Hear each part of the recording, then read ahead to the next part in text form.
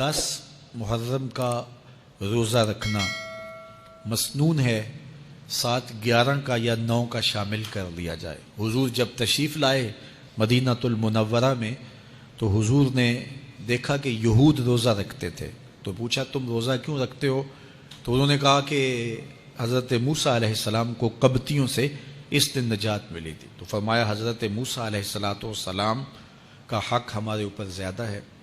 تو حضور نے روزہ رکھا اور پھر فرمایا کہ اگلے سال اللہ نے چاہا تو ہم ساتھ ایک روزہ اور شامل کریں گے، تاکہ ان سے مشابہت نہ ہو جائے۔ عددی مشابہت سے بھی بچنے کے لیے حضور نے کہا کہ ہم 2 رکھیں گے۔ تو روزہ اگر عاشورے کا رکھنا چاہیں تو اس کے لیے سنت یہ ہے کہ ساتھ یا 9 کا شامل کریں یا 11 کا شامل کریں۔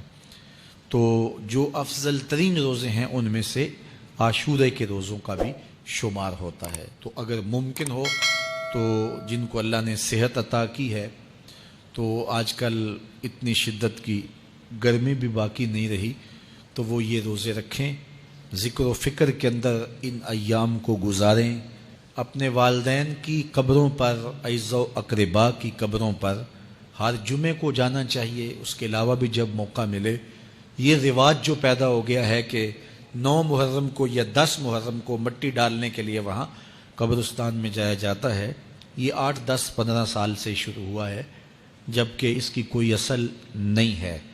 تو اگر آپ روٹین سے جاتے ہیں تو آپ کو ہر جمعے کو جانا چاہیے والدین کی قبروں پر، اور وہاں جا کے ہر جمعے کو سورہ یاسین کی تلاوت کرنی چاہیے۔ تو سال کے بعد صرف 10 محرم کو یا 9 محرم کو جانا، یہ بہرحال اس دور کی ایجاد ہے، یہ کوئی مسنون نہیں ہے اور یہ کوئی سنت نہیں ہے۔ تو روٹین سے اگر کوئی جانے والا ہے تو چلا جاتا ہے تو کوئی حرج نہیں ہے۔ تو باقی یہ بڑے اشرف ایام ہیں، بابرکت ایام ہیں، اور ان کو بہت ساری نسبتیں حاصل ہیں۔ حضرت امام حسین رضی اللہ تعالی عنہ کی شہادت کے ساتھ یوم عاشور کو نسبت حاصل ہے، اور اس کے علاوہ بھی بہت سارے عالی مرتبت جو ہے وہ ہستیوں کے وصال کا دن بھی ہے، اور بہت سارے واقعات اس دن جو ہے وہ روح پذیر ہوئے ہیں۔ تو یہ اس لحاظ سے بہت ہی بابرکت اور جو ہے وہ مبارک یوم ہے۔